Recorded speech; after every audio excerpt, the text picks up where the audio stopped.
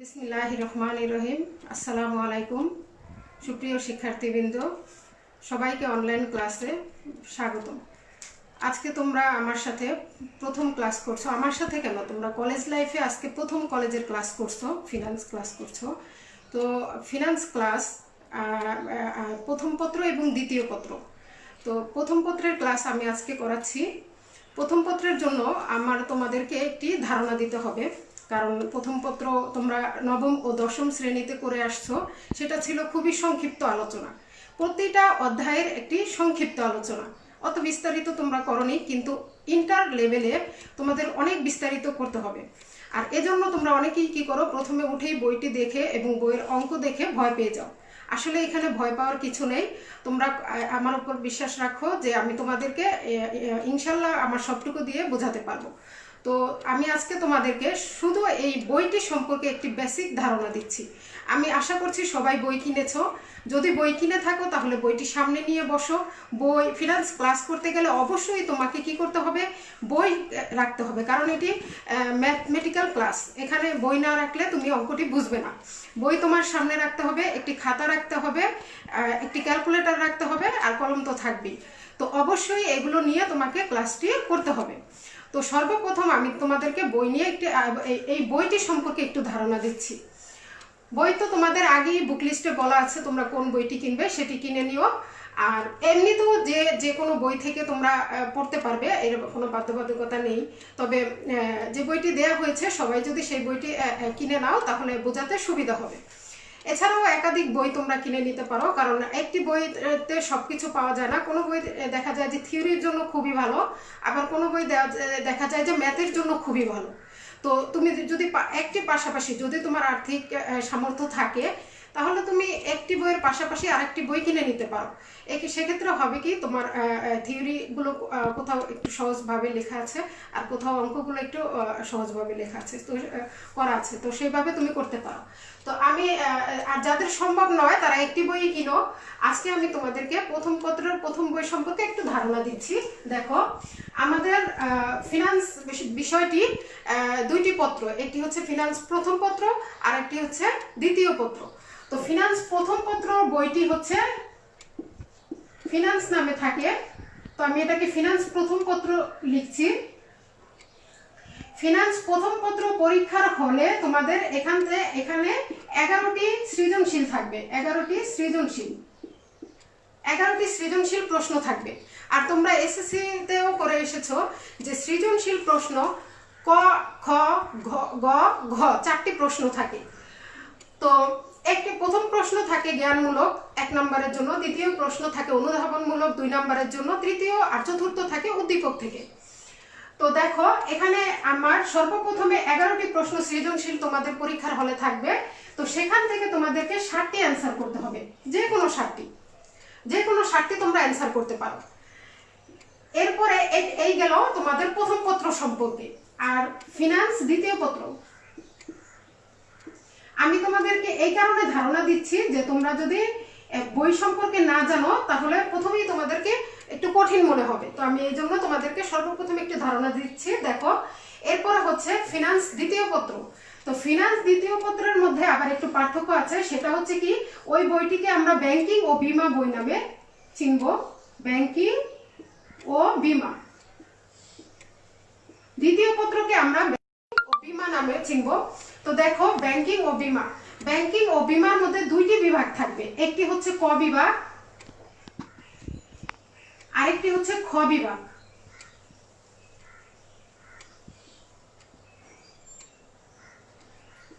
দেখো, ক বিভাগ, খ বিভাগ।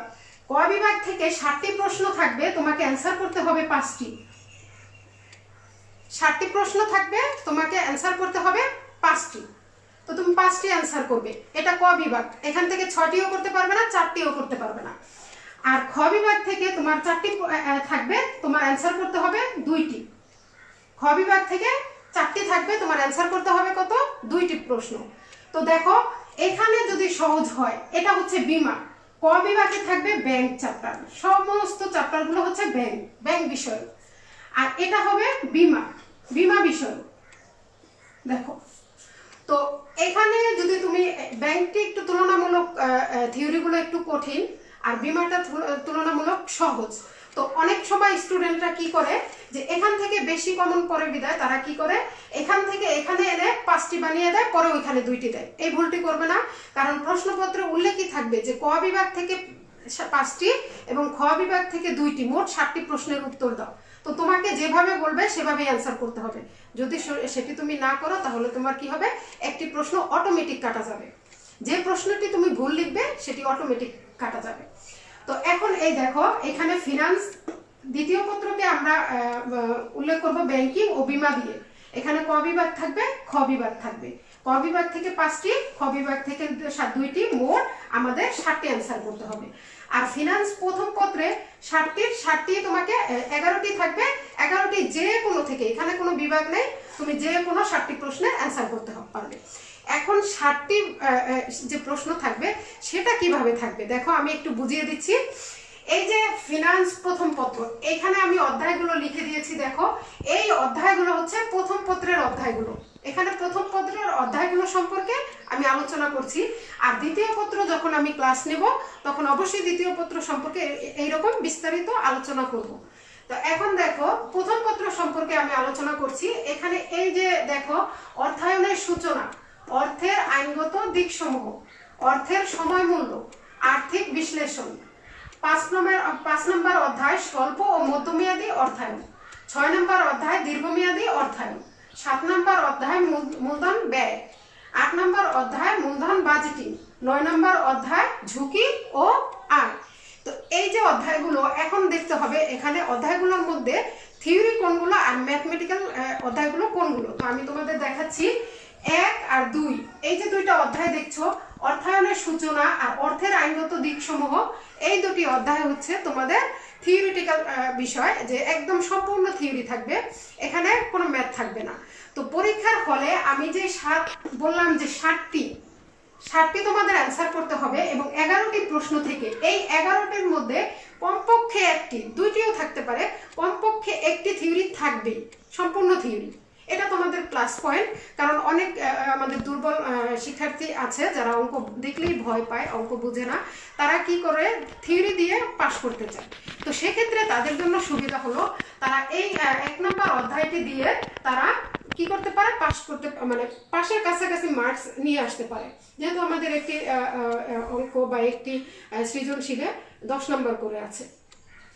আর আমি আবার একটি কথা তোমাদের বলে রাখি যে ফিনান্স বিষয়টি হচ্ছে এমন একটি বিষয়, থিওরিও যদি তুমি লিখো সেটি যদি তোমার সঠিক হয় তাহলে তুমি অঙ্কের মতো নাম্বার পাবে। এখানে 4-5 লাইন লিখে খাতা ভরে ফেললাম বা 8-10 লাইন লিখে খাতা ভরে ফেললাম নাম্বার পাবো, সেরকম বিষয় নয়। এখানে হচ্ছে যে তোমার বিষয়টা হচ্ছে যে তোমাকে কি করতে হবে, যে তুমি যদি সম্পূর্ণ লিখো, ভালো করে লিখো, তাহলে তুমি ফুল মার্কস পাবে। অর্থাৎ 1 থাকলে 1 পাবে, 2 থাকলে 2 পাবে, আর উদ্দীপক যদি ভালো করে দিতে পারো তাহলে 4-এর মধ্যে 3 পাওয়া যায়, এটা আমি বলতে পারি। আচ্ছা, তারপরে দেখো এখানে আমাদের এই যে অর্থের আইনগত দিকসমূহ, এখানে অর্থ সম্পর্কে, অর্থায়ন সম্পর্কে, নীতিমালা সম্পর্কে আলোচনা করা আছে। তো আমরা যখন ক্লাস নিব তখন এই সম্পর্কে বিস্তারিত, এখানে আমি তোমাদের সাথে আছি ফিনান্স ক্লাসে। তো এখানে আমি এই অর্থের সময় মূল্য সম্পর্কে আজকে ধারণা দেব। আর এই যে 2টা ক্লাস, এই অর্থের সময় মূল্য যেহেতু ম্যাথ, অর্থের সময় মূল্য, আর্থিক বিশ্লেষণ, স্বল্প ও মধ্যমেয়াদী অর্থায়ন, দীর্ঘমেয়াদী অর্থায়ন, মূলধন ব্যয়, মূলধন বাজেটিং, ঝুঁকি ও আয়, এই অধ্যায়গুলো হচ্ছে সম্পূর্ণ ম্যাথ। এখানে তোমার 1 নম্বরের জন্য থাকতে পারে, জ্ঞানমূলকের জন্য থাকতে পারে থিওরি, আবার ম্যাথও থাকতে পারে। থিওরি যে থাকবে তার কোনো বাধ্যবাধকতা নেই, আবার শুধু ম্যাথ যে থাকবে তাও না।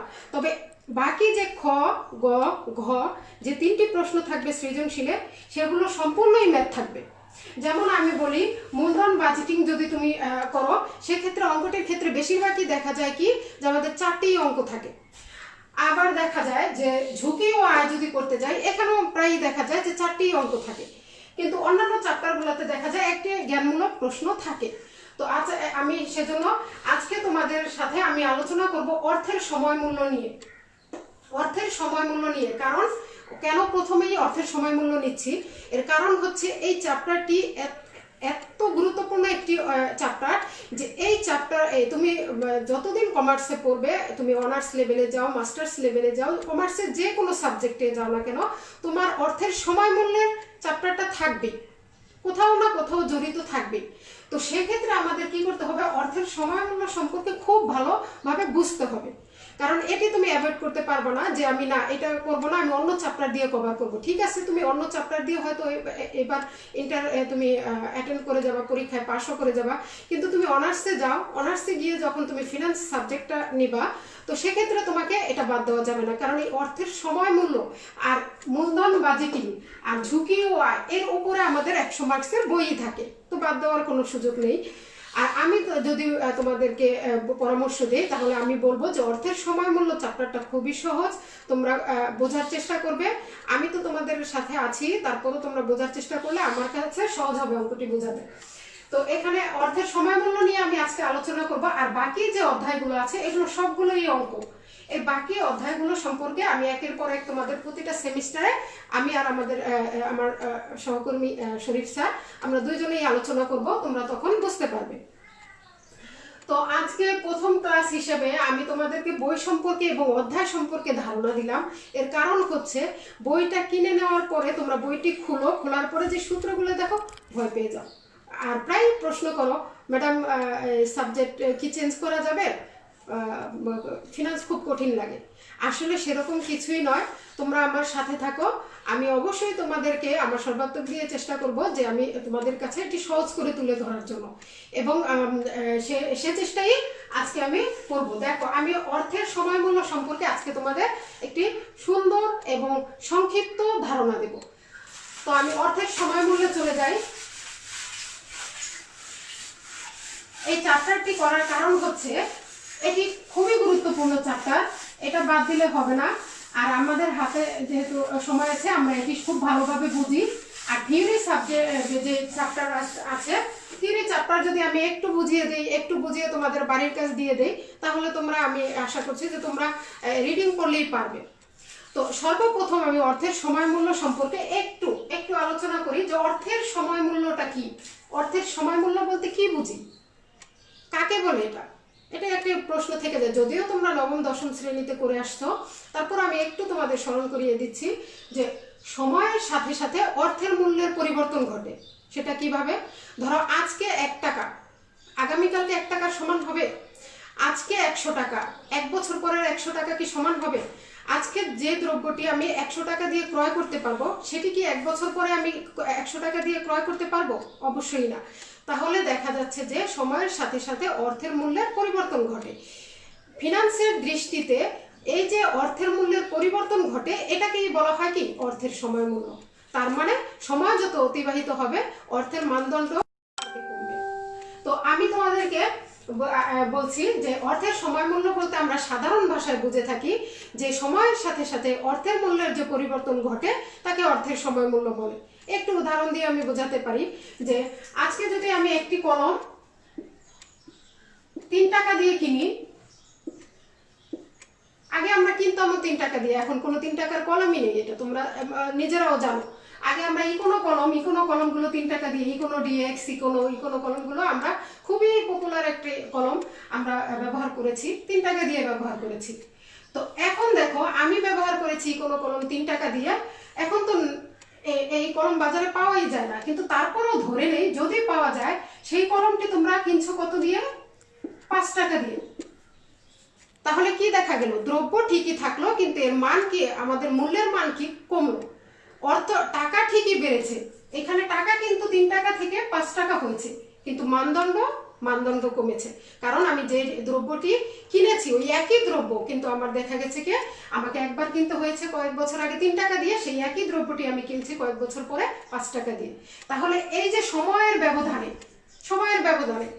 ব্যবধানে কি অর্থের মূল্যের পরিবর্তন ঘটেছে। অর্থের যে মূল্য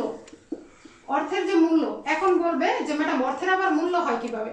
হ্যাঁ, ওই যে তুমি 3 টাকার জিনিস 5 টাকা দিয়ে কিনলা, এটা একটি মানদণ্ড, আর এই মানদণ্ড আমাদের কি হয়েছে, এখানে কমেছে। টাকা বেড়েছে, টাকা বেড়েছে মানে আমার কাছ থেকে টাকা চলে গেছে, কিন্তু এর মানদণ্ড কি হয়েছে? কমেছে। এই যে কমেছে এটাকেই বলে অর্থের সময় মূল্য, বা এটা বাড়তেও পারে। তার মানে হ্রাস বৃদ্ধি হওয়া, সময়ের সাথে সাথে অর্থের হ্রাস বৃদ্ধি হওয়া, অর্থের মানদণ্ডের বা মানের হ্রাস বৃদ্ধি হওয়াকে আমরা কি বলি? অর্থের সময় মূল্য বলি। তো এই হলো আমাদের কি অর্থের সময় মূল্য। তো অর্থের সময় মূল্য অগ্রাধিকার কেন পায়? কেন আমরা অর্থের সময় মূল্যটি করব? আমাদের কাছে কেন এটি খুবই গুরুত্বপূর্ণ, বা আমরা কেন এটাকে পছন্দ করি অর্থের সময় মূল্য করতে? দেখো, আমি এই অর্থের সময় মূল্য পছন্দ করার কারণ, অনেক সময় এই প্রশ্নটি আসে যে অর্থের সময় মূল্য কেন পছন্দনীয়, তোমার নিকট অর্থের সময় মূল্য কেন পছন্দনীয়? কারণ তো আমরা যখনই কমার্সের স্টুডেন্টরা কোনো বিষয় নিয়ে আলোচনা করি বা কোনো বিষয়, তখন আমরা সেখানে নিজেকে দাঁড় করাই এবং নিজেকে ব্যবসায়ী বা ব্যবসা করি এইরকম মালিক, ব্যবসায়ের মালিক এইরকম আমরা ধারণা করি, মনে মনে ধরে নিই। তো আমি আজকে ধরে নিই যে আমি ব্যবসায়ের মালিক, তো কেন আমি অর্থের সময় মূল্যটা পছন্দ করব? তো দেখো, অর্থের সময় মূল্যের অগ্রাধিকার কেন আছে, এখানে আমি কিছু কোটেশনগুলো লিখি। অনিশ্চয়তা,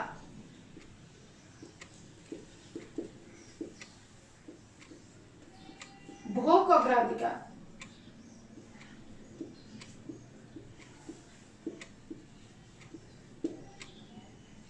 বিনিয়োগ সুযোগ,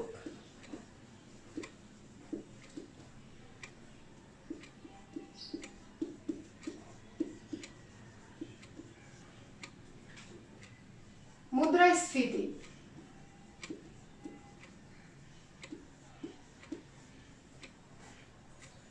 পছন্দ করার কারণগুলো, পছন্দের কারণগুলো আমি বলছি।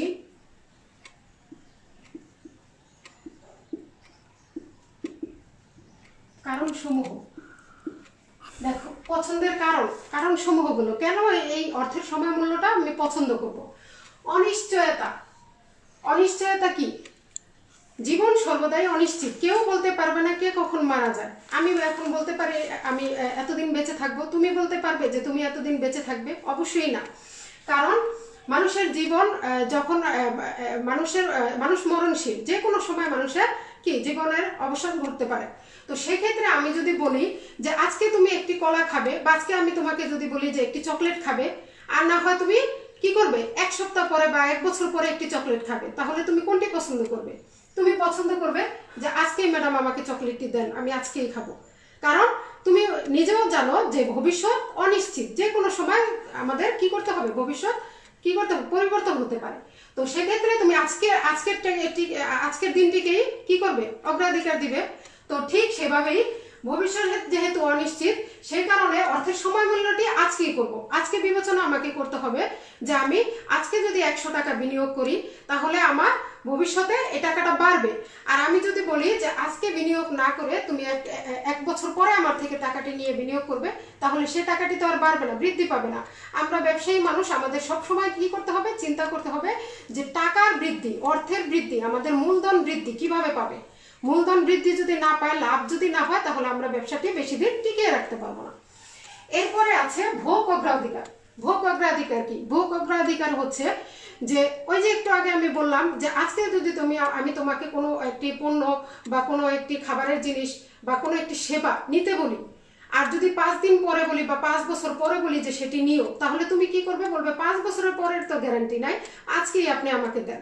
তো এই যে 5 বছরের পরের চেয়ে তুমি আজকের দিনটিকে পছন্দ করলে, এটাই হচ্ছে অর্থের সময় মূল্য। মানে সময় পরে তোমার কাছে পছন্দ নয়, আজকে যেটা তুমি বিনিয়োগ করবে সেটা তোমার কাছে পছন্দ, আজকে তুমি যেটা ভোগ করবে সেটা তোমার কাছে পছন্দ, আজকে তুমি সেবা নিবে এটা তোমার কাছে পছন্দ। আচ্ছা, এরপরে হচ্ছে বিনিয়োগ সুযোগ। বিনিয়োগের সুযোগ আমি একটু আগেই আলোচনা করেছি। যে কোনো ব্যবসায়ীর নিকট তার বিনিয়োগটি আজকে যদি সে বিনিয়োগ করে, তাহলে তার অর্থ বাড়বে, লাভ বাড়বে, ব্যবসার মূলধন বাড়বে। আর যদি সে ওই অর্থ নিজের কাছে রেখে দিয়ে 1 বছর পরে বিনিয়োগ করে, তাহলে সেই অর্থটি অলস অবস্থায় পড়ে থাকবে, তার ব্যবসায় থেকে আয় হবে না। তাহলে তার কাছে পছন্দনীয় কোনটি? তোমরা নিজেই বুঝতে পারছো যে আজকে আমার কাছে ক্যাশ টাকা আসবে, আজকেই আমি বিনিয়োগ করে দেবো। তার মানে আমার নগদ অর্থ কমলে কি হবে, বছর শেষে আমার আয় বাড়বে। আর আয় যত বাড়বে, ব্যবসায়ের লাভ তত বেশি হবে, ব্যবসায়ের মুনাফা তত বেশি হবে। তাহলে এটি আমার নিকট পছন্দনীয়। এরপরে দেখো মুদ্রাস্ফীতি। মুদ্রাস্ফীতি কি? মুদ্রার মান হ্রাস বৃদ্ধি হওয়াকে আমরা মুদ্রাস্ফীতি বলতে পারি। এখন বলো মুদ্রার মান কিভাবে হ্রাস বৃদ্ধি হয়? এই যে দেখো, কিছুদিন আগে আমরা পেঁয়াজ খেয়েছি 30 টাকা করে, কিন্তু এখন বর্তমানে 1 বছর যাবত আমরা দেখছি পেঁয়াজের কেজি কত, 100 টাকা। ওই একই পরিমাণ পেঁয়াজ যেটা আমরা 1 বছর আগে খেয়েছি 30 টাকা, আর 1 বছর পরে খাচ্ছি কি 100 টাকা। তার মানে এখানে কি হয়েছে, যে মুদ্রার যে মান, এই মুদ্রার মানটা কমে গেছে। যদিও আমাদের টাকা বেশি দিতে হচ্ছে ওই একই পরিমাণ দ্রব্যের জন্য, কিন্তু আমাদের মুদ্রার মানটা কমে গেছে। এই কারণে মুদ্রার মানটা কমা এবং বাড়া, অর্থাৎ হ্রাস বৃদ্ধি হওয়াকে আমরা মুদ্রাস্ফীতি বলে থাকি। তো এই যে 4টি, অনিশ্চয়তা, ভোগগ্রাধিকার, বিনিয়োগ সুযোগ, মুদ্রাস্ফীতি, এই সবগুলোই আমরা বর্তমানের ক্ষেত্রে বিবেচনা করি। কারণ ভবিষ্যৎ সর্বদা অনিশ্চিত। ভবিষ্যতের কথা চিন্তা করতে গেলে দেখা যাবে ভবিষ্যতের কথা চিন্তা করেই আজকে তোমাকে বিনিয়োগ করতে হবে, কিন্তু ভবিষ্যতের কথা চিন্তা করে যদি তুমি বিনিয়োগই না করো, তাহলে তোমার সেখান থেকে কিভাবে আয় আসবে? অবশ্যই আসবে না। তাহলে এই কারণে আমরা অর্থের সময় মূল্যটা বেশি পছন্দ করি। কারণ হচ্ছে এইগুলো আমরা বিবেচনা করি কি দিয়ে? অর্থের সময় মূল্য দিয়ে। যে আজকে কত টাকা, আজকে যদি আমি 1 কেজি পেঁয়াজ কিনে রাখি 30 টাকা দিয়ে, তাহলে আমি দেখা যাবে 2-3 দিন পরে এই পেঁয়াজটা আমি 100 টাকায় বিক্রি করতে পারবো, বা 60 টাকা বা 70 টাকায় বিক্রি করতে পারবো, তাহলে আমার লাভ চলে আসবে। কিন্তু আজকে যদি আমি সেটি কিনে রাখি, তাহলে আমার লাভ কোথা থেকে আসবে? তো এই জন্য আমি বলছি যে আমাদের নিকট অর্থের সময় মূল্যটি খুবই গুরুত্বপূর্ণ। এখন আমি কিছু গুরুত্বপূর্ণ পয়েন্ট তোমাদের, এইগুলো হচ্ছে পছন্দ করার কারণ, কি জন্য আমরা পছন্দ করি। এখন আমি তোমাদের নিকট অর্থের সময় মূল্যের কিছু গুরুত্বপূর্ণ দিক তুলে ধরবো। দেখো,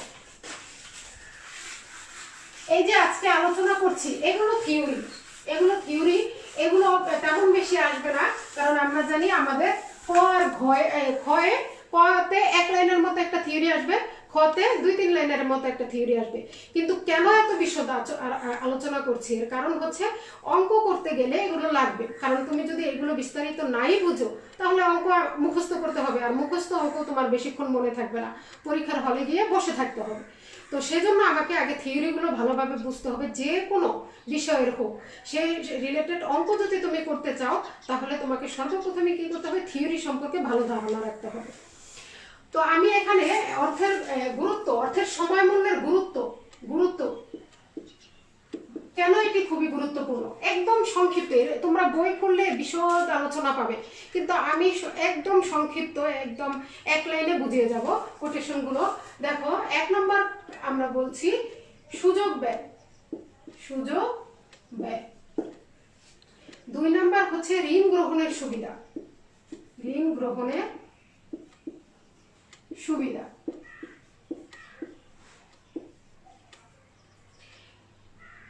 গ্রহণের সুবিধাকে আমরা সিদ্ধান্ত দিতে পারি।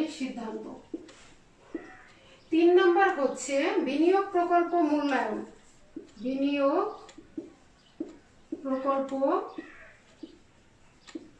মূল্যায়ন। 4 নম্বর হচ্ছে প্রবৃদ্ধির হার নির্ণয়।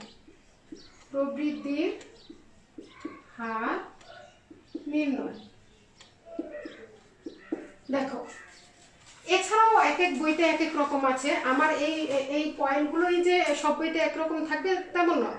এছাড়াও 1-2টি পয়েন্ট হয়তো বাড়তে অথবা কমতে পারে। তো এখানে এই যে 4টি পয়েন্টস আমি লিখেছি, এই পয়েন্টগুলো আমি একদম সংক্ষিপ্ত ধারণা দিচ্ছি তোমাদের। সুযোগ ব্যয়টা কি? সুযোগ ব্যয়টা হচ্ছে, সাপোজ ধরো আমি তো একজন বিনিয়োগকারী, আমার নিকট অবশ্যই একটি পদ্ধতি থাকবে না বিনিয়োগ করার জন্য। আমি কয়েকটা পদ্ধতি বিবেচনা করব, যে আমি এই ব্যবসায় বিনিয়োগ করব। ধরো আমি কাপড়ের ব্যবসায় বিনিয়োগ করব, নাকি সুতার ব্যবসায় বিনিয়োগ করব, নাকি বাটন বা বোতাম আছে বা কালার আছে, রং আছে, এগুলোতে বিনিয়োগ করব। এই 3টাকে আমি 3টা কোম্পানি ধরি, 3টা সেক্টর ধরি, ABC। তো দেখো, ABC একটি কোম্পানি 3 পিসের কোম্পানি, B একটি সুতার কোম্পানি, C একটি ধরো রং বা বাটনের কোম্পানি। তো এখন আমার এই একটি পদ্ধতি বলতে পারি, আমরা একটি সেক্টর বলতে পারি। তো এই সেক্টরের 3টির কোনটিতে বিনিয়োগ করলে আমার লাভ বেশি আসবে? এটি কি তুমি বলতে পারো? না আমি বলতে পারি। ব্যবসা করার পরে বোঝা যাবে যে কোনটিতে আমাদের বেশি এসেছে লাভ। কিন্তু এই যে অর্থের সময় মূল্য, এইখানেই গুরুত্বটা, যে অর্থের সময় মূল্য দ্বারাই একজন ব্যবসায়ী আগে থেকেই বলতে পারে, ক্যালকুলেশন করে বলতে পারে যে তার কোন ব্যবসায় লাভ হবে আর কোন ব্যবসায় তার লোকসানের হওয়ার সম্ভাবনা বেশি থাকবে। তো এ কোম্পানিতে ধরো, এ কোম্পানিতে 1000, বি কোম্পানিতে ধরো 1200, সি কোম্পানিতে ধরো 800 টাকা বিনিয়োগ করব। তো বিনিয়োগ করতে গিয়ে দেখা গেল এখানে আমার বিনিয়োগ করার পরে রিটার্নও বেশি আসবে, ধরো 1000, 1200, 800 আমার রিটার্ন আসবে। তো স্বভাবতই আমি কি করব, বি কোম্পানি বেছে নেব, আর বাকি দুইটি আমার কি করতে হবে, ছেড়ে দিতে হবে। তো এই যে বি কোম্পানি বেছে নেওয়ার ক্ষেত্রে আমার এ কোম্পানি আর সি সেক্টরটি ছেড়ে দিতে হচ্ছে।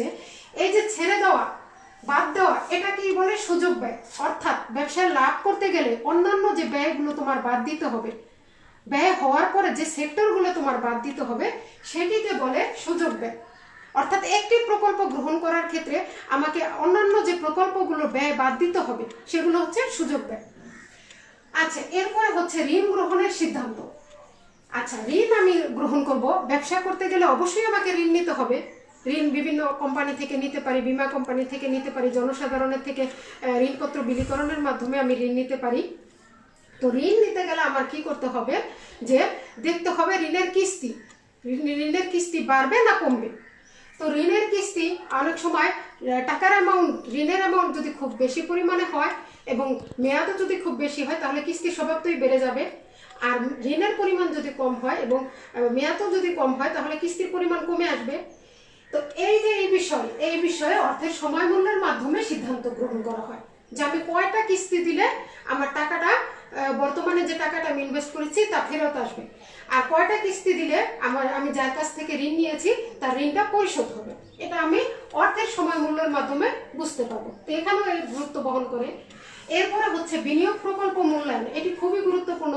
এটি অধ্যায় 8 যখন আমি তোমাদের করাবো, তখন এই সম্পর্কে আরো বিস্তারিত আলোচনা করব। বিনিয়োগ প্রকল্প, আগেই বলেছি প্রকল্প অনেকগুলো থাকবে। এখন এই অনেকগুলো প্রকল্প থেকে তুমি কোন প্রকল্পটি বেছে নেবে। দেখো এখানে যে যেমন 1200 টাকার প্রকল্প, এখানে লাভ বেশি আসবে, সেজন্য তুমি কি করলে, আগেই 1200 টাকার প্রকল্পটি দেখে বললে যে আমি এই প্রকল্পটি বেছে নেব। এখন এই প্রকল্প থেকে ক্যালকুলেশন করে দেখতে হবে যে তোমার আয় কতটা আসবে আর ব্যয় কত কম হবে। এই সবগুলো বিবেচনা করে তোমাকে কি করতে হবে, এই বিনিয়োগ প্রকল্প মূল্যায়ন করতে হবে। আর এই যে বিবেচনা, আয় ব্যয় বিবেচনা, এটি করা হয় কার মাধ্যমে, অর্থের সময় মূল্যের মাধ্যমে। কত টাকা আয় হবে, কত টাকা ব্যয় হবে। আমরা তো জানি যে ব্যয় যত কম হবে আমার আয় তত বাড়বে, আর ব্যয় যত বাড়বে আমার আয় তত কমবে। তো আয় বাড়াইতে হলে আমাকে ব্যয় কমাতে হবে, আর আমি আয় ব্যয়ের মধ্যে যে সমন্বয়, এটা কিভাবে করব, এটা করব অর্থের সময় মূল্যের মাধ্যমে। তো এখানেও একটি গুরুত্ব পাচ্ছি আমি। এরপরে আছে প্রবৃদ্ধির হার। প্রবৃদ্ধির হার নির্ণয়ের ক্ষেত্রেও অর্থের সময় মূল্য ব্যবহৃত হয়। প্রবৃদ্ধি বলতে আয় ব্যয় বোঝায়। আয়ের পরিমাণ একটি নির্দিষ্ট হারে বাড়তে থাকে। তো এই যে নির্দিষ্ট হারে বাড়তে থাকে, এই নির্দিষ্ট হারটি আমার বিবেচনা করা হয় কার মাধ্যমে, অর্থের সময় মূল্যের মাধ্যমে। তাহলে আমি দেখতে পাচ্ছি যে আমার এই যে 4টি পদ্ধতি, যত কিছুই আমি গ্রহণ করি না কেন, এই সবগুলো আমার আগে বিবেচনা করতে হবে অর্থের সময় মূল্য। তাই এটি একটি ব্যবসা প্রতিষ্ঠানের ক্ষেত্রে এবং একজন ব্যবসায়ীর নিকট এই অর্থের সময় মূল্যটি এত গুরুত্বপূর্ণ, কারণ এই সব কিছুই তার কি হবে, মুনাফার সাথে সম্পর্কযুক্ত। কারণ এগুলো যদি সে বিবেচনা না করে ব্যবসায় হুটহাট করে নেমে যায়, তাহলে দেখা যাবে ব্যবসায় থেকে তার ব্যয় খুবই পরিমাণ বেড়ে গেছে এবং আয়ের পরিমাণ কমে গেছে, তার ব্যবসায় লস হচ্ছে, ক্ষতি হচ্ছে। এই তো আমি আশা করছি যে আমি এতটুকু তোমাদের বোঝাতে পেরেছি।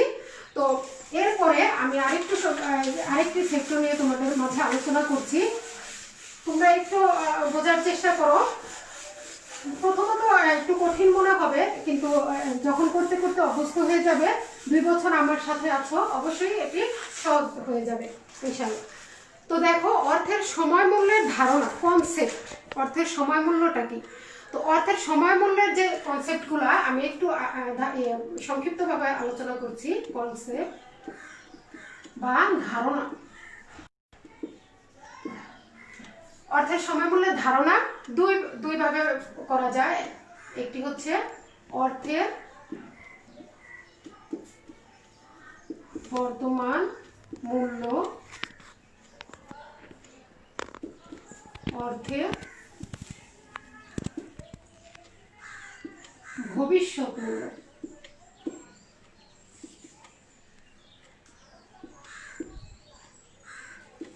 নির্ণয় কথাটি লিখে দেই, নির্ণয় যেহেতু পদ্ধতি।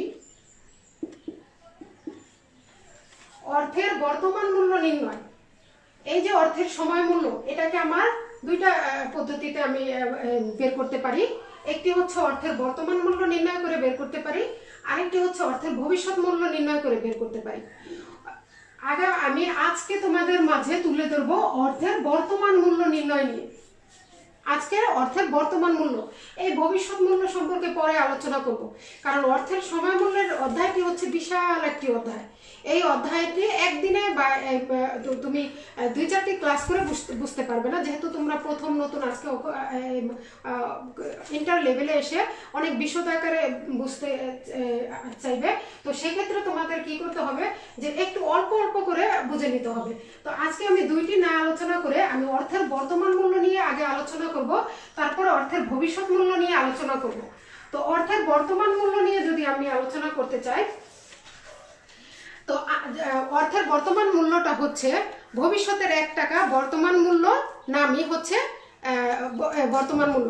মানে এটিকে আমি উদাহরণ দ্বারা একটু যদি বুঝিয়ে দেই, যে ভবিষ্যতের 1 টাকা আজকে বাট্টাকরণ করে, অর্থাৎ বাট্টাকরণের প্রতিদানই হচ্ছে বর্তমান মূল্য।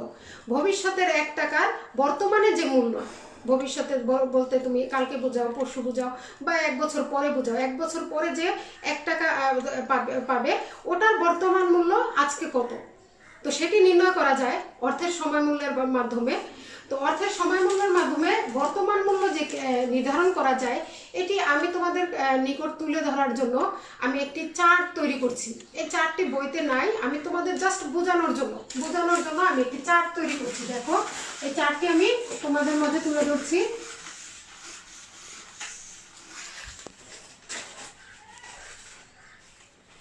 একটু বিস্তারিত বর্তমান মূল্য। তো এই চার্টটি করার আমার একটাই উদ্দেশ্য, জাস্ট তোমাদের মনে রাখা। কারণ আমি যদি ভেঙে ভেঙে ভেঙে ভেঙে আলোচনা করি, তাহলে তোমরা একটি রেখা আরেকটি বোঝাইতে গেলে কি করবা, মনে ভুলে যাবা। তো আজকে যদি আমি পুরো একটি চার্টের মাধ্যমে, ফ্লো চার্টের মাধ্যমে বিষয়টা তুলে ধরি, তাহলে সবগুলো পাশাপাশি থাকবে, আর পাশাপাশি থাকলে তোমাদের কি মনে থাকবে। তো দেখো, অর্থের সময় মূল্যকে আমরা 3টি পদ্ধতি দিয়ে আলোচনা করি। একটি হচ্ছে এককালীন বর্তমান মূল্য, এককালীন বর্তমান মূল্য, ঠিক আছে। আর এটি হচ্ছে মিশ্র বা অসমান বর্তমান মূল্য।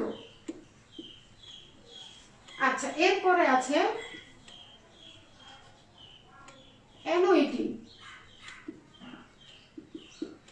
বা একে বাংলায় যদি বলি বার্ষিক বৃত্তি, বার্ষিক বৃত্তি বা শুধু বৃত্তি, শুধু বৃত্তি এটি বলতে পারি। তো এখন দেখো, বর্তমান মূল্য নির্ণয় করার সেক্টর পদ্ধতিগুলোকে আমরা 3টি ভাগে ভাগ করি। একটি হলো এককালীন বর্তমান মূল্য, মিশ্র অসমান বর্তমান মূল্য, আর আরেকটি হচ্ছে বার্ষিক বৃত্তি। এককালীন বার্ষিক বৃত্তিটা কখন বুঝবে, কিভাবে বুঝবে যে এটা এককালীন? যখন অঙ্কের মধ্যে বলা থাকবে যে, ধরো বলছে জনাব কামাল সোনালী ব্যাংকে 10,000 টাকা জমা রাখলো, 5 বছর পরে 10% সুদে সে কত টাকা ফেরত পাবে। সে এককালীন ওই যে 10,000 টাকা সেটা একবারে পে করছে, একবারে জমা দিচ্ছে। তাহলে একবারে জমা দিয়ে সে কি করলো, একবারে 10 বছর পরে সে কত টাকা পাবে, আর কোনো ইনস্টলমেন্ট, এই কিস্তি ইনস্টলমেন্ট তাকে দিতে হবে না। তাহলে সেটাকে বলতে পারি আমরা এককালীন। বোঝা গেছে কথা? মানে একবারে টাকাটা দেয়া হয়েছে। আর আরেকটি হচ্ছে মিশ্র বা অসমান বর্তমান মূল্য। মানে কি করেছে, প্রথম বছর ধরো জনাব রহিম প্রথম বছর 2,000 টাকা, দ্বিতীয় বছর 3,000 টাকা, তৃতীয় বছর 1,500 টাকা, চতুর্থ বছর 1,800 টাকা এবং পঞ্চম বছর 2,500 টাকা সোনালী ব্যাংকে 10% সুদে 2 বছরের জন্য জমা করলো। তো এই যে প্রথম বছর, দ্বিতীয় বছর, তৃতীয় বছর কোনো অ্যামাউন্টের সাথে কারো কোনো মিল নাই, এটা হচ্ছে অসমান বা মিশ্র বর্তমান মূল্য। তার মানে অ্যামাউন্টের টাকা ভিন্ন ভিন্ন হবে। বোঝা গেছে কথা? আচ্ছা, তারপরে অ্যানুইটি। অ্যানুইটি বা বার্ষিক বৃত্তিটা কি? বার্ষিক বৃত্তিটা হচ্ছে একটি নির্দিষ্ট পরিমাণ টাকা একটি নির্দিষ্ট সময়ের জন্য একটি নির্দিষ্ট সময় অন্তর অন্তর জমা দিতে হয়। সাপোজ হিসাবে আমি বলতে পারি যে ধরো জনাব কামাল 1000 টাকা করে প্রতি বছর শেষে বা প্রতি বছর শুরুতে সোনালী ব্যাংকে 10% সুদে 5 বছরের জন্য জমা করলো। তাহলে দেখা গেল জনাব কামাল প্রতি বছর 1000 টাকা করে, ওই যে বললাম প্রতি বছর 1000 টাকা করে, তার মানে প্রথম বছরে 1000, দ্বিতীয় বছরে 1000, তৃতীয় বছরে 1000, চতুর্থ বছরে 1000, পঞ্চম বছরে 1000, এই যে টাকা এভাবে দিচ্ছে, এটাই হচ্ছে কি অ্যানুইটি বা বার্ষিক বৃত্তি। তো আমি আশা করছি বুঝতে পারছো। তো দেখো, এরপরে এটাকে আমি এককালীনটাকে আমি আবার দুই ভাবে আমাদের অঙ্কে থাকবে, দুই রকম থাকবে। এককালীনটা আবার দুই রকম থাকবে। একটি হচ্ছে বছরে একবার, আরেকটি হচ্ছে বছরে একাধিকবার। দেখো, মানে এই যে টাকাটা, এটা বছরে একবারও দিতে পারে, আবার দেখা গেছে বছরে একাধিকবারও দিতে পারে। এটি অঙ্কের মধ্যে থাকবে। আর আমরা বছরে একাধিকবার হলে কিভাবে বের করতে হয় সেটা আগামী ক্লাসে তোমাদের দেখাবো, যে একাধিকবার বলতে কি কি বোঝানো হয়। একাধিকবার বলতে মাসিক বোঝানো হয়, একাধিকবার বলতে দ্বিমাসিক বোঝানো হয়, একাধিকবার বলতে ত্রৈমাসিক বোঝানো হয়। এগুলো আমি আগামী ক্লাসে বিস্তারিত আলোচনা করব। আর মিশ্র এই একটি পদ্ধতি, আমাদের একটি সূত্র অ্যাপ্লাই করি আমরা অঙ্কটি বের করব। আর দেখো এখানে অ্যানুইটি বা বার্ষিক বৃত্তি, অ্যানুইটি বা বার্ষিক বৃত্তিকে আবার আমরা তিন পদ্ধতিতে বের করতে পারি। তিনটা পদ্ধতি, এই ক্ষেত্রে তিনটি সূত্র অ্যাপ্লাই হবে। এক্ষেত্রে দুইটি সূত্র অ্যাপ্লাই হবে। এককালীন বর্তমান মূল্য বের করতে গেলে আমাকে কি করতে হবে? বছরে একবারের একটি সূত্র অ্যাপ্লাই করতে হবে, বছরের দুইবার, 3বার, 4বার, 5বার অ্যাপ্লাই করতে হবে। তো একবার কখন হবে আর দুইবার কখন হবে, এটা আমি যখন সূত্র করাবো তখন তোমাদেরকে বুঝিয়ে দেব। আর মিশ্র সূত্র আমি একটি অ্যাপ্লাই করব। আর দেখো, বার্ষিক বৃত্তি বের করার তিনটি পদ্ধতি বা তিনটি সূত্র আমি আলোচনা করছি। সর্বপ্রথম আমি এটিকে সাধারণ অ্যানুইটি লিখতে পারি, সাধারণ বার্ষিক বৃত্তি।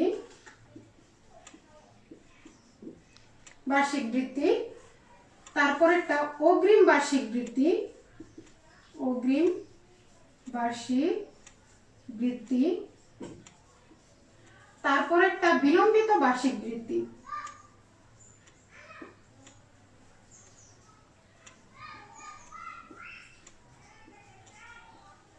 দেখো, সাধারণ, অগ্রিম, বিলম্বিত, এই অ্যানুইটি বের করার তিনটা পদ্ধতি। এই তিনটি পদ্ধতি আমি যে কোনো একটি অ্যাপ্লাই করতে পারি, কিন্তু অঙ্কে অবশ্যই উল্লেখ থাকবে তুমি কোনটি অ্যাপ্লাই করবে, সাধারণ, অগ্রিম না বিলম্বিত। এটি তোমাকে অঙ্ক পড়ে বুঝতে হবে। তো আমি যখন অঙ্কের সূত্র করাবো তখন এটি দেখাবো। এখন আমি সাধারণ বার্ষিক বৃত্তিটা একটু আলোচনা করি। সাধারণ বার্ষিক বৃত্তি হলো ভবিষ্যতে একটি নির্দিষ্ট সময় পরে সমপরিমাণ টাকার একাধিক যে কিস্তি পাওয়া যাবে। অর্থাৎ আমি বলতে পারি যে একটি নির্দিষ্ট সময় পরে সমপরিমাণ টাকা 1000 করে আমি পাবো অথবা প্রদান করব। সমপরিমাণ 1000 এভাবে 5 বছর আমি সমপরিমাণ টাকা পাবো অথবা প্রদান করব, এটাকে বলা হয় সাধারণ বার্ষিক বৃত্তি। কিন্তু সব সময় একটা জিনিস মনে রাখবে, সাধারণ বার্ষিক বৃত্তি বছরের শেষে বাট্যাকরণ করা হয়। সাধারণ বার্ষিক বৃত্তি বের করা হয় বছরের শেষে বাট্যাকরণের মাধ্যমে। আর অগ্রিম বার্ষিক বৃত্তিটা হলো বাট্যাকরণ করা হয় বছরের শুরুতে। অর্থাৎ ওই একাধিক পরিমাণ, নির্দিষ্ট পরিমাণে অর্থ, অর্থাৎ 1000 টাকা করে তুমি 5 বছর দিয়ে যাবে, কিন্তু সেটা বছরের শেষে নয়, বছরের শুরুতে। অর্থাৎ তোমার প্রাপ্তি অথবা প্রদানটা বছরের শুরুতে হবে। এই শুরুটাই হচ্ছে অগ্রিম বার্ষিক বৃত্তি, মানে অগ্রিম দিয়ে রাখবে। এরপরে হচ্ছে বিলম্বিত বার্ষিক বৃত্তি। বিলম্বিত বার্ষিক বৃত্তিটা হচ্ছে একটি নির্দিষ্ট সময় শুরু হয়ে একটি নির্দিষ্ট সময় পর্যন্ত অবিরাম চলতে থাকবে। মানে একটি নির্দিষ্ট সময়ে শুরু হয়ে নির্দিষ্ট সময় পর্যন্ত চলতে থাকে, এটাকে বলা হয় বিলম্বিত বার্ষিক বৃত্তি। তো আমরা বুঝলাম যে সাধারণ বার্ষিক বৃত্তিটা বাট্যাকরণ হয় বছরের শেষে। এই জিনিসটা খুবই ইম্পর্টেন্ট, এটা তোমাদের মনে রাখতে হবে। সাধারণ বার্ষিক বৃত্তিটা বাট্যাকরণ করা হয় বছরের শেষে, অগ্রিম বার্ষিক বৃত্তিটা বাট্যাকরণ করা হয় বছরের শুরুতে। আর বিলম্বিত বার্ষিক বৃত্তি হলো অবিরাম চলতে থাকবে, অবিরাম চলতে থাকবে। তো তিনটার মধ্যে আমরা পার্থক্য খুঁজে পাচ্ছি, একটি বছরের শেষে, বছরের শুরুতে, বছরের কি অবিরাম চলতে থাকবে। এখন বলবে যে ম্যাডাম বছরের শেষে শুরুতে অবিরাম, এটা বুঝবো কিভাবে? এগুলো অঙ্কের মধ্যে বলাই থাকবে, অঙ্ক পড়ে তোমাকে বুঝতে হবে, অঙ্কের মধ্যে বলাই থাকবে যে জনাব রহিম প্রতি বছর শেষে টাকা করে 10% সুদে সোনালী ব্যাংকে 5 বছরের জন্য জমা রাখলো। ওই যে বলা আছে জনাব রহিম বা জনাব করিম 1000 টাকা করে বা 1500 টাকা করে প্রতি বছর শেষে, তার মানে বুঝিয়ে গেলাম যে এটি কি সাধারণ বার্ষিক বৃত্তি। আর যদি বলতো যে বছরের শুরুতে 1500 টাকা করে জমা রাখে, তখন আমরা বুঝে নিতাম এটি অগ্রিম বার্ষিক বৃত্তি। আর যদি বলে অবিরাম চলতে থাকবে এভাবে, তাহলে আমরা বুঝে নিলাম সেটি কি বিলম্বিত বার্ষিক বৃত্তি। তো এক্ষেত্রে দেখো যে আমি আজকে সূত্র নিয়ে আলোচনা করতে চাচ্ছিলাম, যেহেতু আমি থিওরিগুলো বুঝিয়েছি, এই থিওরির সাথে আমার কি সূত্রগুলো রিলেটেড। তো এখন আবার আমি আরেকটু বলছি, এই যে বিলম্বিত বার্ষিক বৃত্তি, এই বিলম্বিত বার্ষিক বৃত্তি কে আবার দুইটি ভাগে ভাগ করা যায়। আমি একটু এইখানে তোমাদের ছোট করে বুঝিয়ে দিচ্ছি। একটি হলো পার্থক্যমূলক পদ্ধতি, পার্থক্যমূলক পদ্ধতি, জায়গা নেই বিধা আমি এটি দেখাচ্ছি এভাবে। আরেকটি হলো বর্তমান মূল্য পদ্ধতি।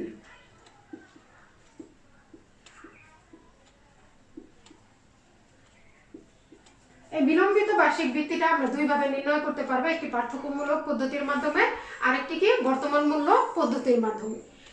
তো আমি আবার একটু দেখাচ্ছি যে বর্তমান মূল্য নির্ণয় করার পদ্ধতিগুলো আমি তোমাদের একটি ফ্লো চার্টের মাধ্যমে, একটি চার্টের মাধ্যমে তোমাদের বুঝালাম যে বর্তমান মূল্য আমরা কয়ভাবে নির্ণয় করতে পারি।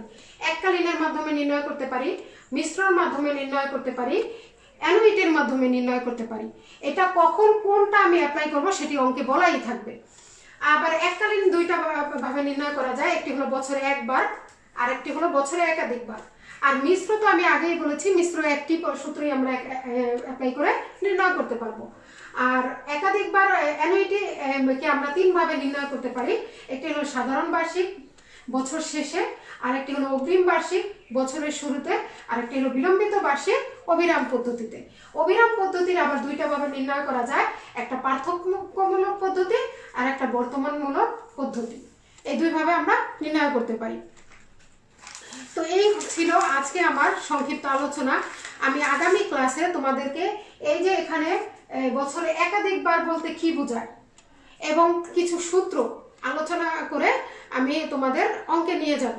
কারণ সূত্র যদি বিস্তারিত আলোচনা না করি তাহলে আরেকটা কথা আমি তোমাদের একটু বলে রাখছি, কারণ তোমরা যখন বই খুলবে অনেক একগাদা, কারণ অনেক অধ্যায়ে দেখা যাচ্ছে যে 30-40টা সূত্র থাকে, দেখে তোমরা ভয় পেয়ে যাও যে এই 30-40টা সূত্র আমি কিভাবে মনে রাখবো।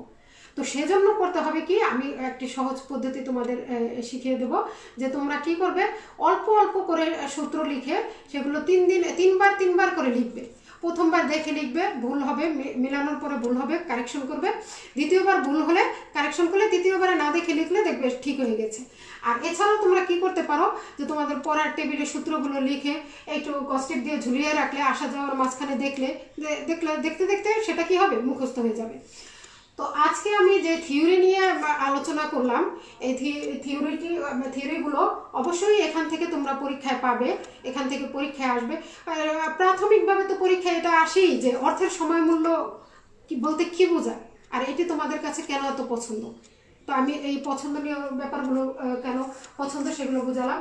এখন এই যে থিওরিগুলো আমি বুঝিয়েছি আজকে কয়টা, যে অর্থের সময় মূল্য বলতে কি বোঝায়, অর্থের সময় মূল্য তোমাদের কাছে কেন এত পছন্দ, অর্থের সময় মূল্য কেন আমাদের নিকট এত গুরুত্বপূর্ণ, আর অর্থের সময় মূল্যের কনসেপ্ট কীভাবে অর্থের সময় মূল্যগুলো আমরা কি করতে পারি, নির্ণয় করতে পারি।